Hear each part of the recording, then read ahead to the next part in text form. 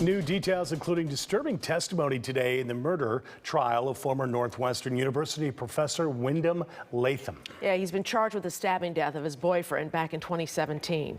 WGN's Jenna Barnes was inside the courtroom today. Well, much of the testimony today came from Andrew Warren. He is the other man charged in this murder, and he's already pleaded guilty to it. A warning, some of his testimony is graphic and could be triggering. Wearing a yellow jumpsuit, allowed to lower his mask while he was on the stand, 61-year-old Andrew Warren testified against renowned microbiologist and former Northwestern University professor Wyndham Latham in the 2017 stabbing death of Latham's boyfriend, Trenton Cornell. Warren previously pleaded guilty to his role in the crime, sentenced to 45 years in prison with the expectation he'd testify against Latham. His hours on the stand today painted a picture that he followed Latham's lead.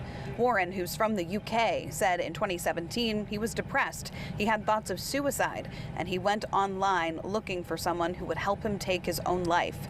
That's how he said he was connected to Latham. Warren said Latham bought him a plane ticket to Chicago, got Warren a hotel room across the street from his condo, and they discussed the ways they would kill each other. He said they traveled to St. Louis to try to buy a gun, quote, so that I could shoot him. And he said of Latham, quote, he was going to cut me open and fatally wound me.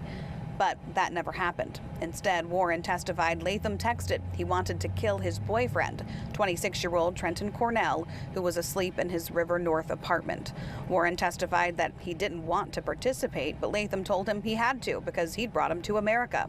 Warren said he saw Latham stab Trenton multiple times, and he hit him in the head with a lamp to stop him from screaming, then stabbed Trenton twice in the lower abdomen. Warren testified he followed Latham's lead after that, as Latham rented a car and navigated them out of town, spending several days driving to California and borrowing money from a friend there before Warren said he asked to be dropped off at a police station in San Francisco to turn himself in.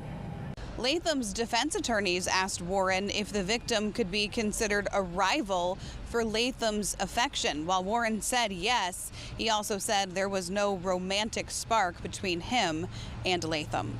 Reporting at 26 in California, Jenna Barnes, WGN News.